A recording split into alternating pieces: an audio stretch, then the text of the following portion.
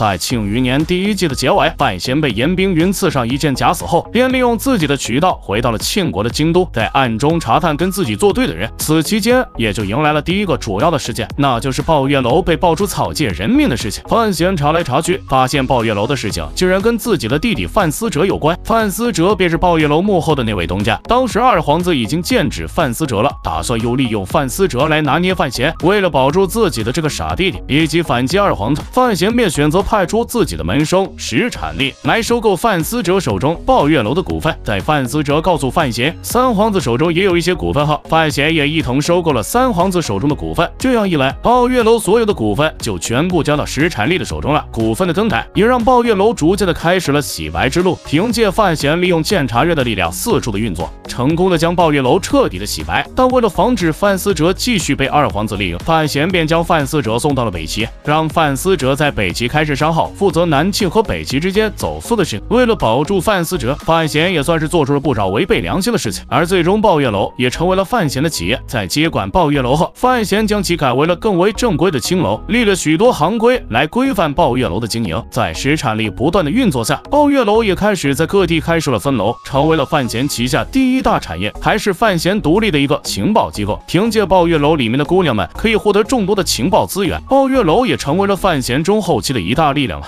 在送走范思哲接管抱月楼后，范闲也就迎来了大婚的日子。而范闲和林婉儿婚礼的期间，北齐做出了一个重大的决定，那就是将自家的大公主嫁到南庆，跟南庆和亲停战。此时北齐大公主出面，南庆的庆帝也同意了和亲的事，并指派了自己驻扎在边境的大皇子来迎娶这位公主。南庆大皇子一直不受到庆帝的喜爱，多年时间都在边境驻扎，无法触及中央皇权。即便是北齐的公主有什么想法，嫁给大皇子后也无法接入到南庆皇室内部的，这便是庆帝的口粮。但庆帝虽然放着北齐的小动作，两国和亲的大事也不能怠慢，便指派范闲作为迎亲使臣，将北齐大公主接回来，准备让两对新人的婚礼一同举行。就这样，范闲再度出使北齐，将北齐的大公主接回到了南庆之中。在范闲跟北齐大公主相遇的这段情节中，原著里面是透露出了一个很重要的情节，那就是范闲通过大公主的香囊推断出了北齐皇帝战斗斗是个女人，从而在后续接管东夷城的事情上跟战斗斗挑明了身份，两人进行了一些不可描述的事情。而剧版中，范闲应该是不可能跟战斗斗发生关系，所以战斗斗是女人的事情，范闲通过这位大公主推测出来后，还需要一定的合理安排才行。毕竟从第1季的故事中，战斗斗就明确的定位女扮男装，女人的身份必然是藏不住的。只是范闲在得知战斗斗是女人后，是否还会跟她发生关系，这也是剧版中需要观察的一件事了。如果只是利用战斗斗女人的身份来作为威胁战斗斗的把柄，设定上可能相对薄弱一些，希望第2季能够有更为合理的解释吧。